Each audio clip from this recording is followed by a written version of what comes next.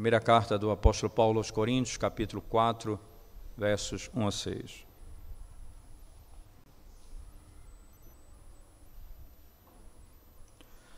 Diz assim a palavra de Deus, irmãos. Assim, pois, importa que os homens nos considerem como ministros de Cristo e despenseiros dos mistérios de Deus. Ora, além disso, o que se requer dos dispenseiros é que cada um deles seja encontrado fiel. Todavia, a mim muito pouco se me dá de ser julgado por vós ou por tribunal humano, nem eu tampouco julgo a mim mesmo, porque de nada me argue a consciência, contudo, nem por isso me dou por justificado, pois quem me julga é o Senhor. Portanto, nada julgueis antes do tempo, até que venha o Senhor, o qual não somente trará à plena luz as coisas ocultas das trevas, mas também manifestará os desígnios dos corações, e então cada um receberá o seu louvor da parte de Deus. Estas coisas, irmãos, apliquei-as figuradamente a mim mesmo e a Apolo, por vossa causa, para que por nosso exemplo aprendais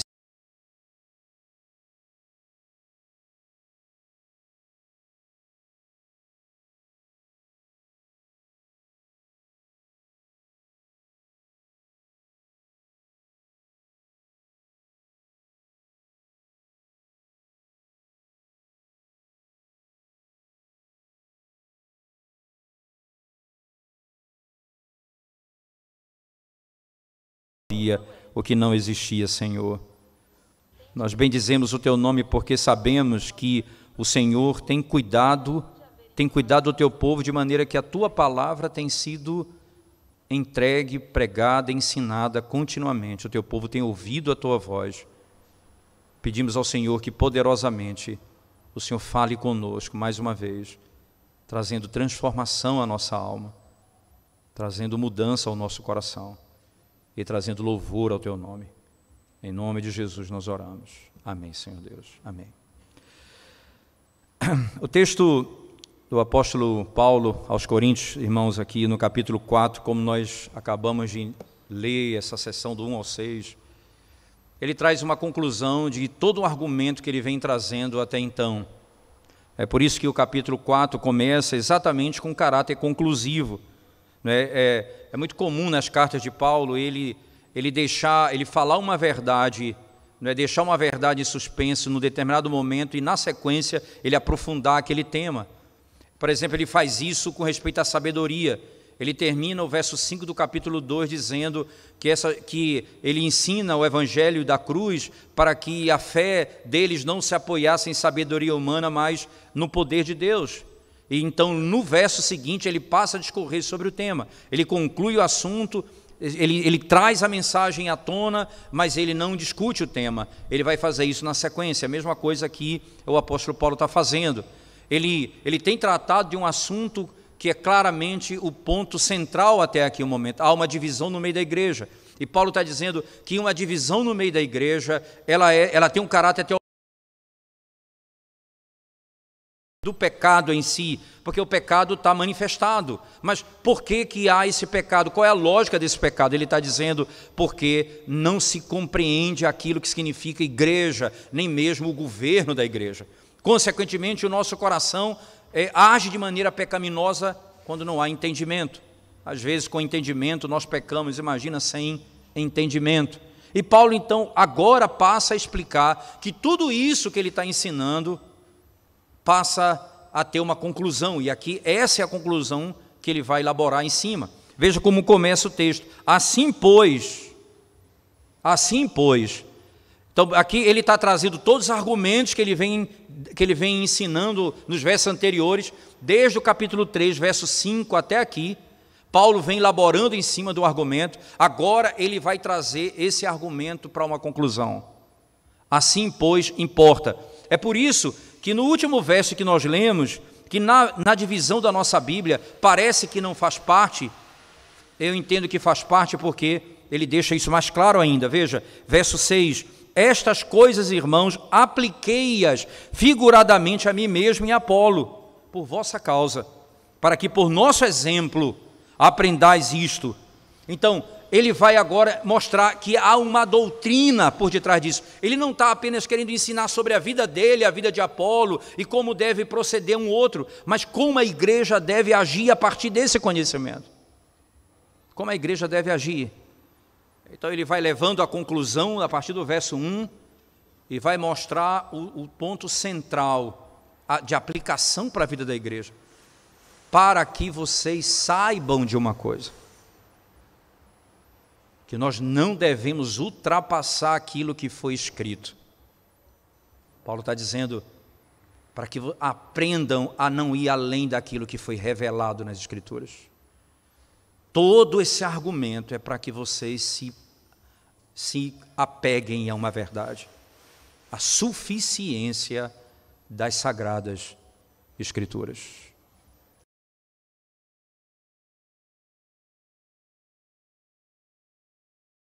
Aspecto estrutural, voltemos para o texto a partir do versículo 1, e o que Paulo passa a nos ensinar a partir daqui, primeira parte do texto, ele diz, estas coisas, verso 1 ele diz, assim pois, importa que os homens nos considerem como ministros de Cristo e despenseiros dos mistérios de Deus. Agora, o que Paulo está tratando aqui é simples, veja, o que importa aqui é o seguinte, que vocês nos considerem, e aqui não é o fato de que esse julgamento é verdadeiro ou falso, não é esse o ponto. Paulo está dizendo, vocês devem nos considerar. Paulo está falando aqui dele como apóstolo e aqueles que pregam o evangelho da doutrina apostólica, vocês devem nos considerar ministros de Cristo e despenseiros dos mistérios de Deus. Duas coisas básicas vocês devem perceber daqueles que estão conduzindo a casa de Deus ou ensinando a verdade de Deus. Duas coisas, isso é o que os homens devem fazer ao olhar para os presbíteros da igreja. São essas duas coisas. Não deve olhar como aqueles que vão governar a igreja por meio da força ou do poder, ou que vão fazer o que querem da igreja, ou estabelecer uma verdade pessoal para a igreja. Nós não somos como Aristóteles ou Platão, que nós criamos a nossa própria filosofia, nós recebemos isso da parte de Deus, e então a igreja é ensinada a partir daquilo que foi recebida da parte de Deus. E onde está isso? Revelado na Escritura. Por isso que o final do argumento é, não ultrapasse o que está escrito. Vocês devem nos considerar assim. E Paulo então olha para a igreja e diz assim que vocês devem considerar aqueles que lideram a igreja como ministros de Cristo. E o que mais? Despenseiros dos mistérios de Deus. O que significa, irmãos, exatamente essa expressão ministro? A palavra literalmente, ela significa servos de Cristo, que é um termo utilizado, por exemplo, para aqueles homens que, indo nos navios, serviam, eles remavam dentro daqueles galpões, remando a fim de que o navio pudesse ir adiante. Eram esses os servos, era essa a linguagem, de onde vem essa expressão. Ele diz, olha, os homens devem nos considerar como ministros de Cristo, em outras palavras, servos de Cristo. Não devem nos considerar como senhores da igreja, como um papa da igreja, mas como servos, ministros de Cristo.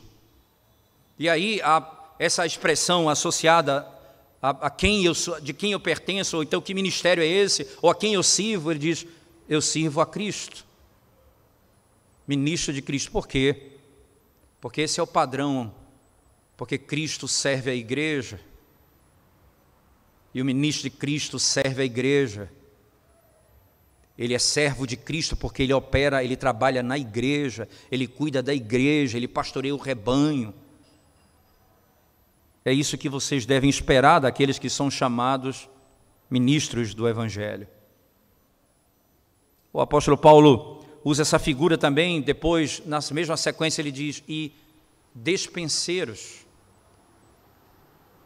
Ora, dispenseiros do que, segundo Paulo, irmãos? Nós somos dispenseiros do quê? Do que exatamente esses são dispenseiros?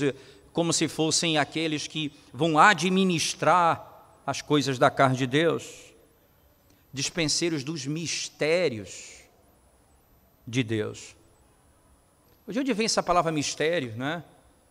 A Igreja Católica Romana utiliza esse texto para falar dos sacramentos. Então, esses são os mistérios de Deus, sacramento.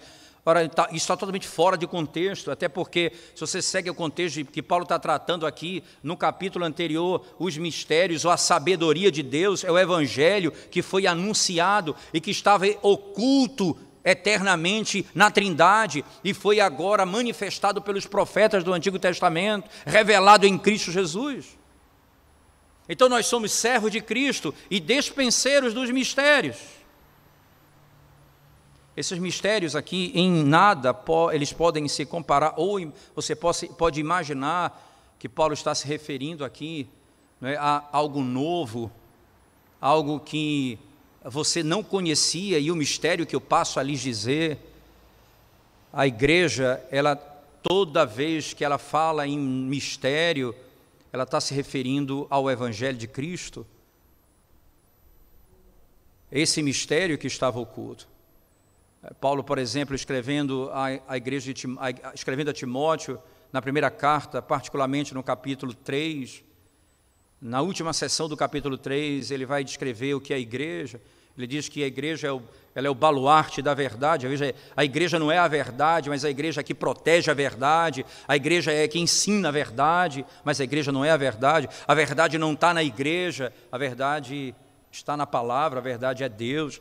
Agora a igreja é aquela que luta, que ensina, que instrui na verdade. Aí ele continua, para que ele diz, o mistério da piedade se revele. Então, que mistério da piedade? No verso 16 ele vai falar, aquele que foi manifestado na carne, recebido na glória no final. Ele está descrevendo o Cristo, ele diz, esse é o mistério da piedade.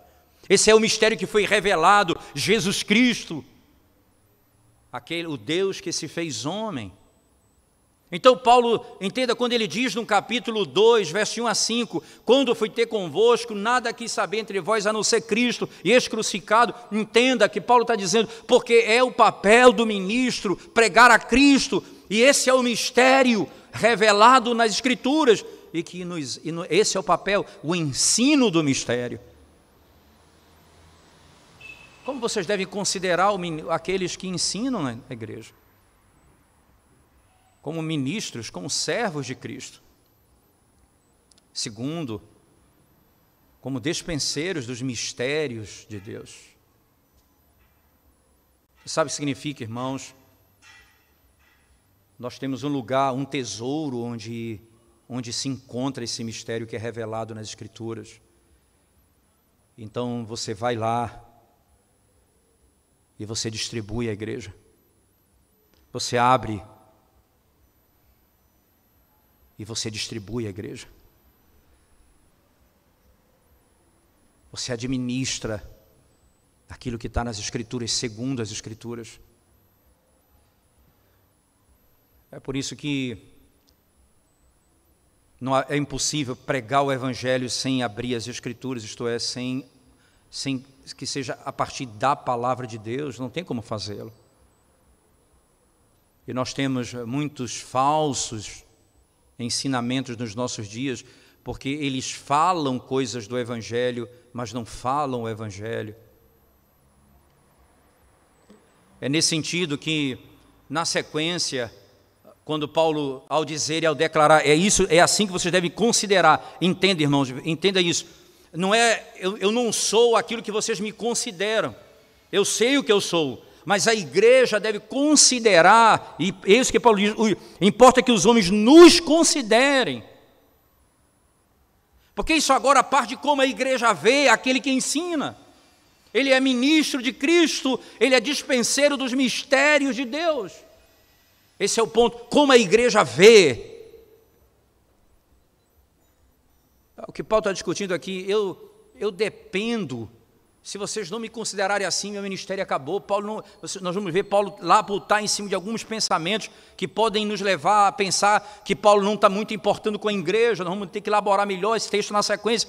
Então Paulo, é importante frisar isso aqui, ele não está preocupado com o que eles pensam, o que Paulo está preocupado é como eles devem pensar. Em outras palavras, no seu pensamento não vai me fazer fiel ou não, mas o teu pensamento vai manifestar o modo como você vai ouvir a palavra, como você vai receber o ensino. Veja, em outro momento, Paulo escrevendo aos Tessalonicenses diz: e vocês nos receberam e ouviram a nossa palavra, não como palavra de homens, mas como palavra de Deus, como de fato ela é. Paulo disse isso aos Tessalonicenses. Vocês nos receberam como aqueles que não falam palavra de homem, mas como a palavra de Deus, e como de fato ela é. A palavra de Deus porque procede das Escrituras, porque está fundamentado nas Escrituras. E é o ministério que Paulo diz, esse é o que Deus, é assim que a igreja deve considerar, mas ele continua. Ora, além disso, né, e aqui ele vai dizer como o indivíduo que se chama ministro ou dispenseiro deve viver. Ele diz, ora, além disso, o que se requer dos dispenseiros é que cada um deles seja encontrado fiel. Cada um deles seja encontrado fiel. E aí, esse encontrado, nós vamos perceber na sequência do texto que ele vai falar que haverá um dia de julgamento e Deus vai avaliar o nosso coração. E é isso que Paulo está dizendo aqui. Porque ser encontrado aqui, irmãos, não é, na sequência do texto, não é simplesmente porque haverá um tribunal agora e vai ser julgado o coração do indivíduo, não. Paulo está falando de alguma coisa que vai acontecer lá na frente. Ele diz, importa, veja, além disso, o que se requer dos dispenseiros é que cada um deles seja encontrado fiel. O que é exatamente esse fiel? O que é que Paulo está querendo nos ensinar aqui, irmãos? Além da igreja considerá-los ministros ou servos de Cristo e dispenseiros dos mistérios de Deus, Paulo diz o que se requer dos dispenseiros é que eles sejam encontrados, cada um deles seja encontrado fiel. A fidelidade diz respeito à pureza do próprio ensino. Preste bem atenção nisso, irmãos. Esse é o labor de Paulo que ele vem tratando. Quando eu preguei Cristo, eu não misturei com sabedoria humana, para que a fé de vocês não se apoiasse em sabedoria humana, mas sim no poder de Deus. Eu estive aí em fraqueza, em tremor, para que a fé da igreja não se apoiasse em sabedoria humana, e sim no poder de Deus. A minha intenção não foi misturar o evangelho com mais alguma coisa. Quando Paulo soube o que aconteceu aos Gálatas, quando o evangelho aparentemente não foi deixado de ser pregado, apenas acrescentaram água ao vinho, ele disse, me surpreende que vocês tenham depressa abandonado o verdadeiro evangelho por um falso evangelho, quando vocês acrescentaram algo além de Cristo à salvação. Como é ser encontrado fiel? É ser fiel àquilo que foi dado, revelado nas Escrituras, ser fiel ao mistério que foi revelado nas Escrituras e, consequentemente, entregar à igreja o mais puro evangelho possível, a fim de que eles não se apoiem em sabedoria humana, mas no poder de Deus. O que se requer do dispenseiro é isso. É se ele foi fiel na entrega, se ele não misturou a verdade com mentira, se ele não falou mais do que a palavra, se ele exerceu a sua própria percepção à parte daquilo que a própria Escritura diz acerca da verdade de Deus.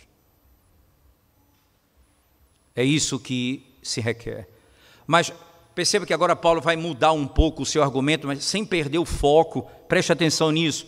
Então, vamos só recapitular.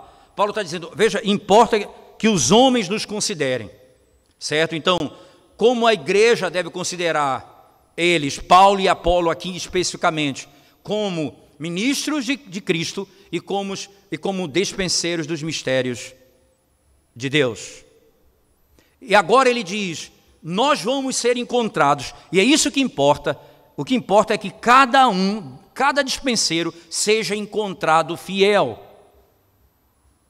Que ele seja encontrado fiel. A partir daí ele vai dizer como isso se dará, que julgamento é esse que acontecerá. E Paulo entra com uma expressão, todavia, a mim muito pouco se me dá de ser julgado por vós ou por tribunal humano. Nem eu tampouco julgo a mim mesmo. Alguém pode dizer, porque muita gente aqui vai utilizar, principalmente líderes de igrejas que eles mesmos criaram, eles não admitem ser julgados, ele diz assim, ninguém me julga. Ninguém pode me julgar por aquilo que eu ensino. Não é isso que Paulo está ensinando. Até perceba, irmãos, primeiro, porque ele diz ninguém mesmo julga, nem ele mesmo. Veja o que ele diz na sequência do texto. Ele diz assim, todavia a mim mesmo, a mim muito pouco se me dá de ser julgado por vós ou por tribunal humano, nem eu tampouco julgo a mim mesmo. Então, não é ele que é o tribunal, não é ele que vai dar a sentença sobre si mesmo, não é ele que está dizendo, olha, sou eu que me julgo.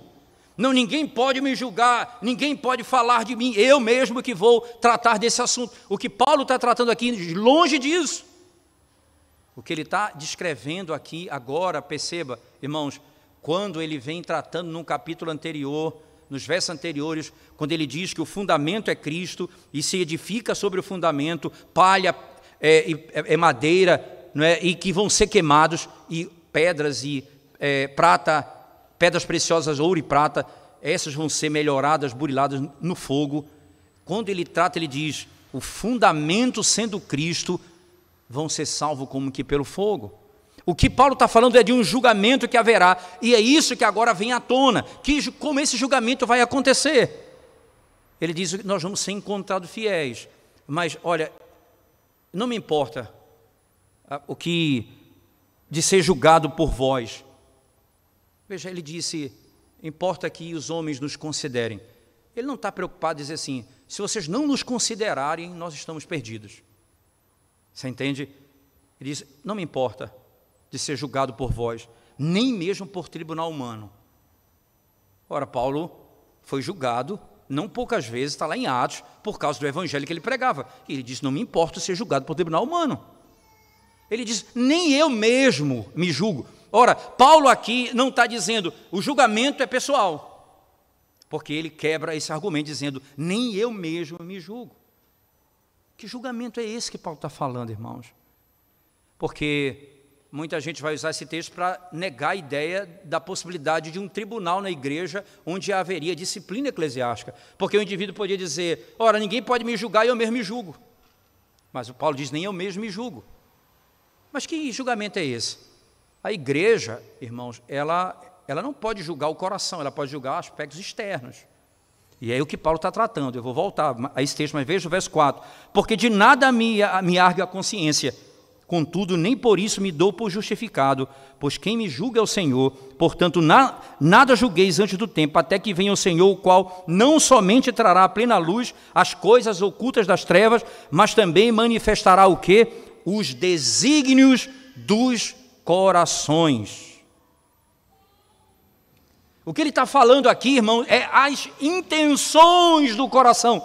Paulo está tratando, olha, eu prego, eu lancei o fundamento, Apolo edifica sobre ele, eu plantei, Apolo rega. Ele vai dizer em Filipenses 1,16, ora, muitos pregam o evangelho por motivos que não são mais tão santos, Deus os julgará, isso não é comigo, não sou eu que vou fazê-lo, o evangelho está sendo pregado, a motivação dele, eu não posso julgar.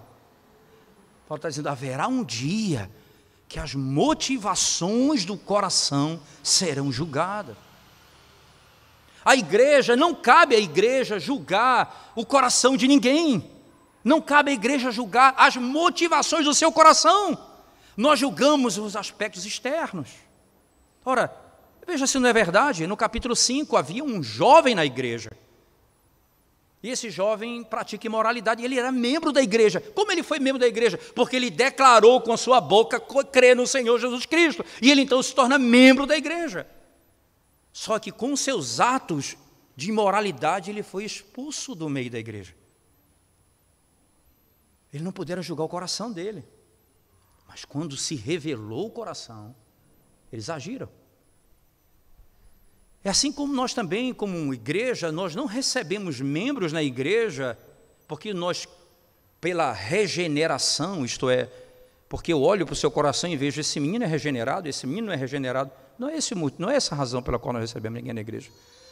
Mas é se a sua profissão de fé é crível. O que significa isso? Se aquilo que você fala com os lábios não é negado com a sua vida, é a maneira que a igreja avalia o indivíduo. Não é à toa que muitos que estão na igreja não pertencem ao Senhor. E Paulo está dizendo, o julgamento a que eu me refiro, o Senhor vai discernir os nossos pensamentos. O que está dentro do nosso, o que motiva os nossos atos. O que motiva o pregar a palavra, o que motiva o ensinar, o que motiva visitar, o que motiva orar, o que é que motiva o trabalho do dispenseiro? As motivações, as intenções do coração. Paulo aqui, quando trata desse julgamento, entenda, em nenhum momento Paulo está afirmando que a igreja não deve julgar, mas a igreja não deve julgar aquilo que ela não pode conhecer, que é o coração do indivíduo até que ele se manifeste. Até que ele se manifeste. A sequência, o apóstolo Paulo então diz assim, voltemos comigo por favor, no verso 4, porque de nada me argue a consciência. E aqui, alguém poderia pensar, o apóstolo Paulo está afirmando agora, minha consciência está tranquila. Então esse é um bom julgamento. Se você está bem de consciência, não tem problema, você pode continuar vivendo como você está. Mas veja o que Paulo diz. A minha consciência não pesa por isso, ele diz. Contudo, nem por isso me dou por justificado. Você entende? Paulo está dizendo, olha, o que a igreja está dizendo, segundo, o que as pessoas pensam, o que eu penso, o que a minha consciência pensa, eu não me dou por justificado por isso. Entenda, irmãos, justificado aqui não é justificado pela fé. Paulo não está discutindo aqui a justificação pela fé. Essa doutrina em nenhum momento está sendo tratada aqui no texto.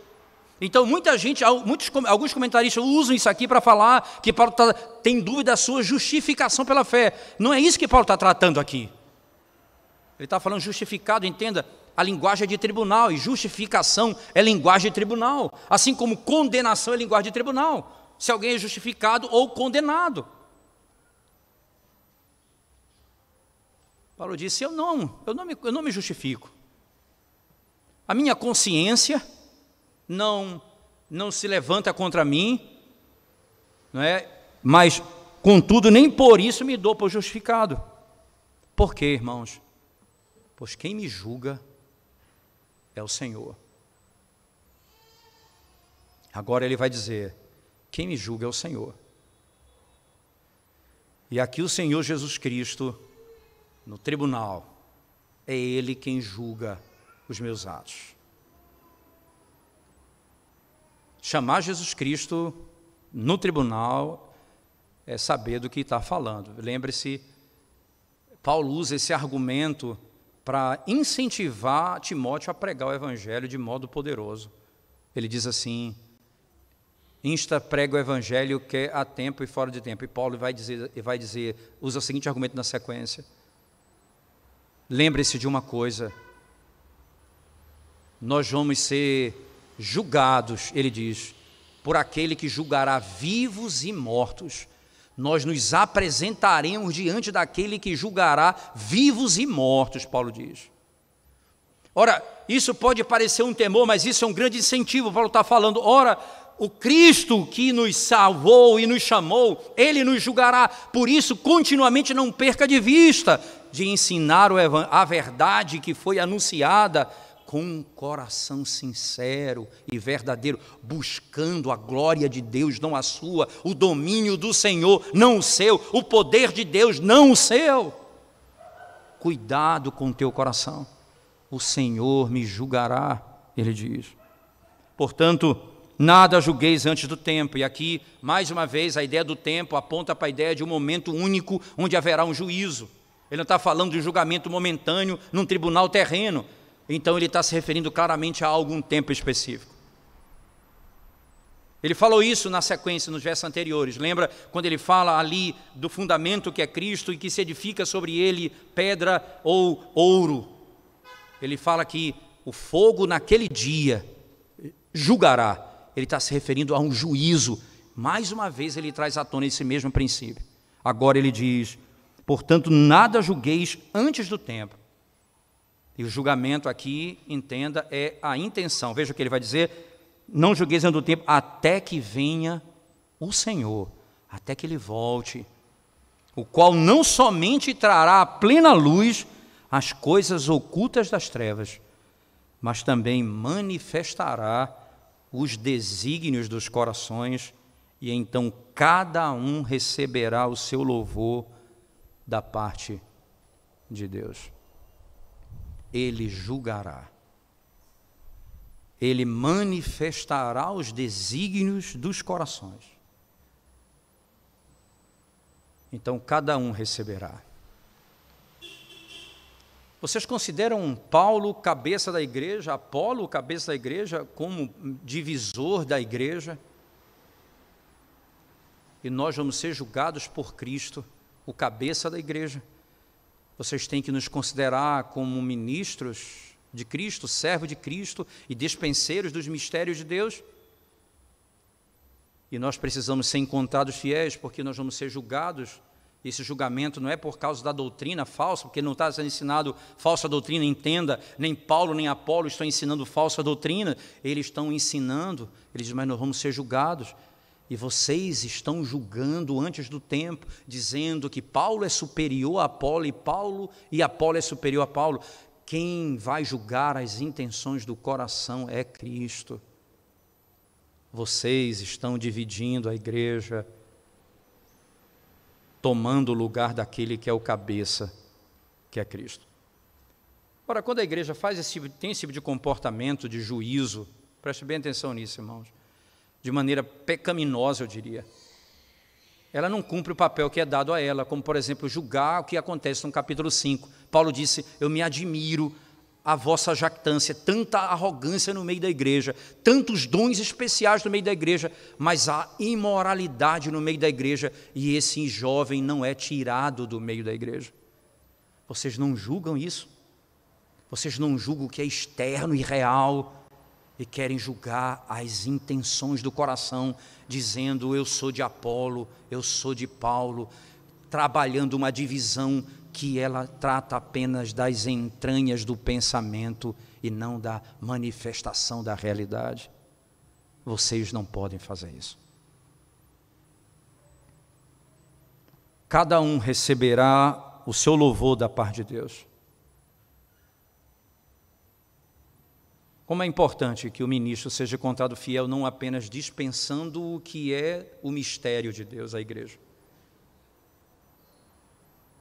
mas também cuidando das motivações do seu próprio coração, cuidando das intenções da sua própria alma,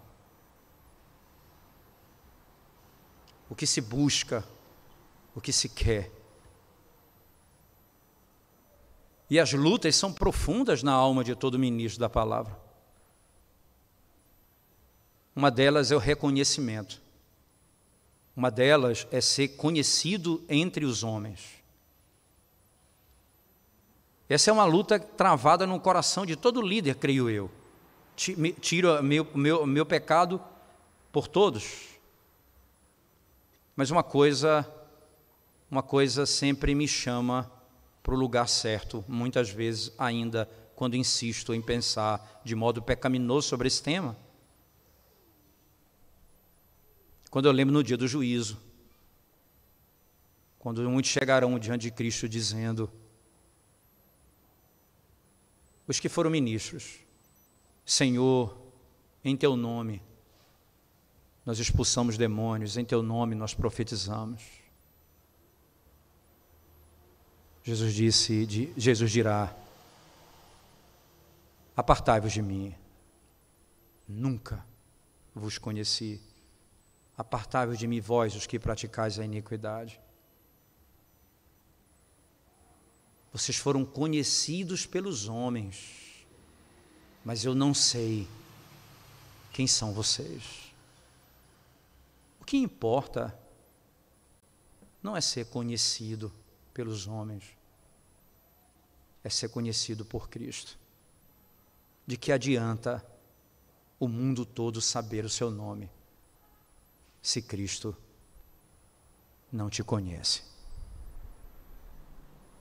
Se Cristo não sabe o teu nome.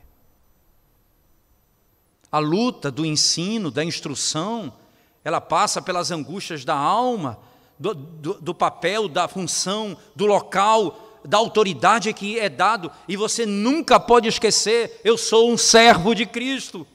Eu não sou senhor da igreja, eu sou um servo de Cristo. Você nunca pode pensar, eu vou ensinar a igreja uma novidade, eu não tenho autoridade para isso. Entenda, o pastor, ele não tem autoridade inata. A autoridade do pastor é declarativa. A minha autoridade é porque eu vou abrir a despensa, que é a Escritura, e de lá de onde foi revelada a verdade, tirar o alimento e entregar à igreja. Essa é a lógica bíblica. É nisso que está o nosso trabalho. É aí que a liderança precisa compreender o seu papel. Não é porque eu sou pastor que eu tenho autoridade inata e tudo que eu falar a igreja tem de me seguir. Se eu posso lhes dar um conselho sobre qualquer coisa, mas é minha opinião. Tanto é que Paulo está dizendo, vocês têm de ter opinião sobre nós, e a opinião de vocês é que vocês nos vejam como ministros de Cristo e fiéis dispenseiros dos mistérios de Deus. Veja, isso é como vocês devem nos ver, mas não é o como você nos vê que deve me guiar, isso é para o seu próprio bem, para o meu bem. Eu preciso ser de fato ministro de Cristo, servo de Cristo. Todos aqueles que desejarem o ministério, o presbiterato na igreja, não podem ter um espírito senão de serviço, de doação, de morrer, de se entregar pela igreja. Ninguém que pensa em assumir um ministério na igreja é porque tem um cargo ou uma função.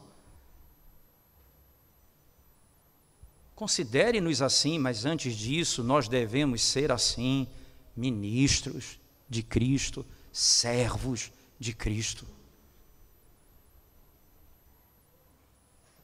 E é a conclusão então que Paulo diz, depois de afirmar que receberemos o louvor no final, se o nosso coração foi encontrado assim.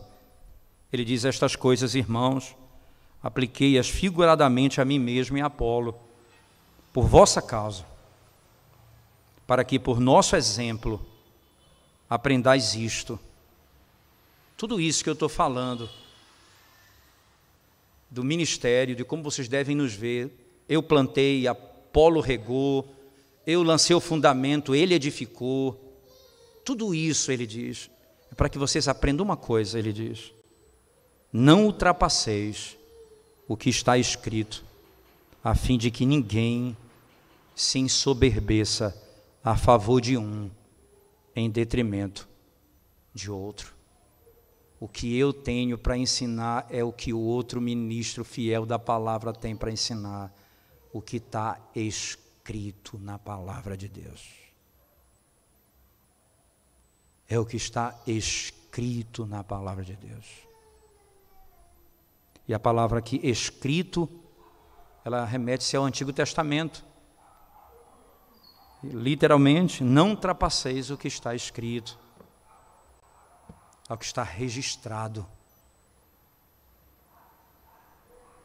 Não devemos ir atrás de novas revelações, de novas profecias. Não ultrapassem o que está escrito. Porque se eu ultrapassar, o que é que vai acontecer, irmãos?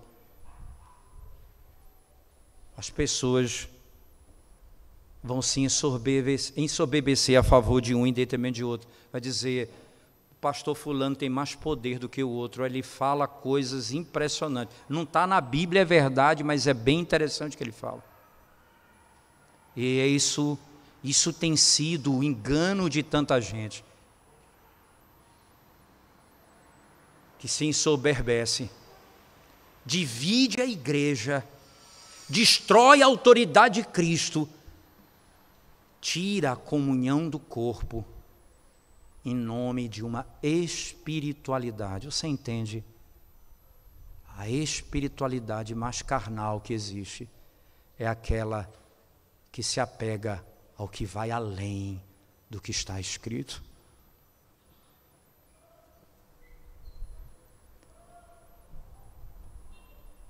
Tanto o que planta como o que colhe.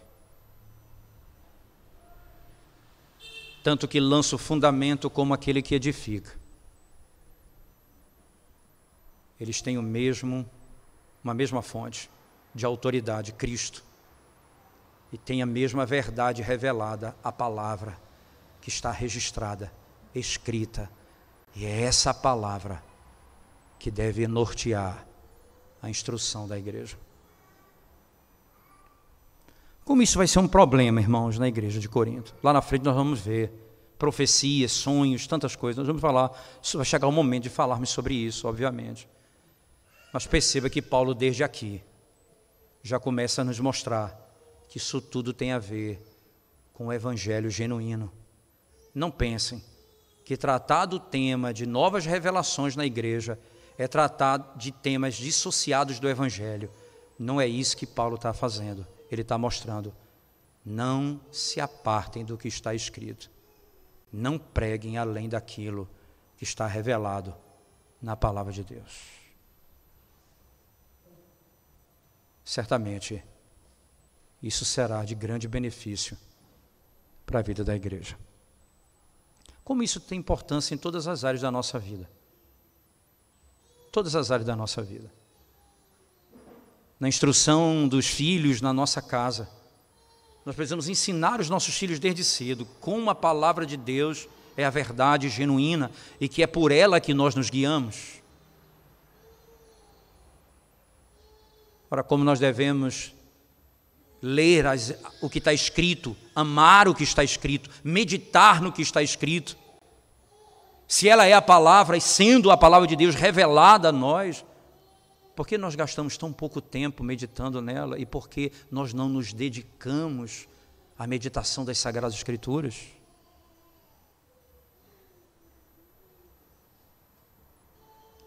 Ainda, baseado no que aprendemos, a igreja do Senhor, ela vai julgar os casos que devem ser julgados no corpo de Cristo, como aprenderemos no capítulo 5 de Corinto.